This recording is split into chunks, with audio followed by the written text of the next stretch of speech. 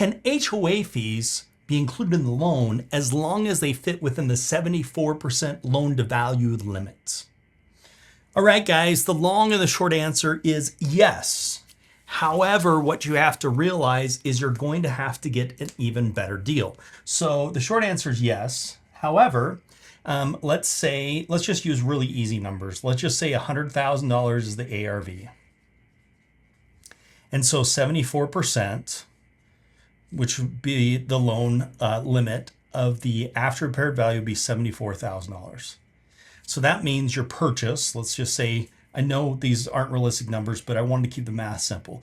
Let's say your purchase is $30,000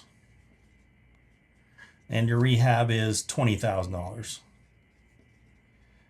and your closing costs are $20,000. They're not going to be that much. So so that's $70,000, and this is with payments. And then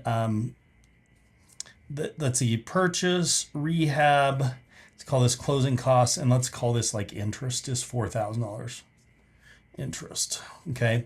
So all of that ends up being $74,000. Now with that, then you could get 100% financing on this deal, okay? Now let's say that the purchase was $40,000. There would be a $10,000 deficit that we'd have to find a way to come up with, right? That would be the deficit on that. So in this example, let's say that the HOA fees, bring this back to 30. Let's say that the HOA fees are $5,000, okay? Well, if you bring that in as an additional cost, you're gonna have to bring the purchase price down. Whoops, wrong way, down. You're gonna have to bring the purchase price down in order to cover that cost. So the more things that are being included in that 100% financing under that 74%, the better the deal you're going to have to be getting to include those things. And that's something that a lot of people don't really think about. So the more I'm including, the better the deal I have to get. Whereas other people, if they have that cash, they may not need to get quite as good of a deal as you do in order to get the 100% financing. But you got to start somewhere. And if starting with 100% financing is where you have to and work harder, then you do that. In addition to this, you could also prepay for HOA fees for the next 6 months and roll that into the loan as well, as long as it meets that 74% of the after repaired value.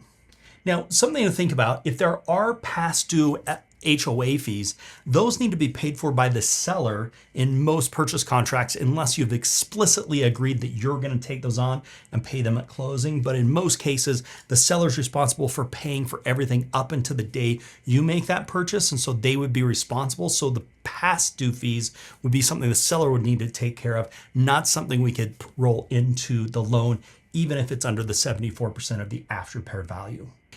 However, keep in mind, if the loan term, how long the loan is for, gets exceeded, as the borrower, you're going to have to be prepared to make those HOA payments or make those interest payments if necessary. So something you want to think about and plan for in those situations. So in short, yes, it has to fall within the 74%. However, you've got to make sure you're getting an even better deal the more things that are included in that loan. Thus, the harder it may be to find a property versus someone else that may have the cash to do that. So you may have to work a little bit harder on some of those, but eventually you'll have more cash and be able to do some of those deals. The great news is you're getting an even better deal, so it'll be more profitable as well.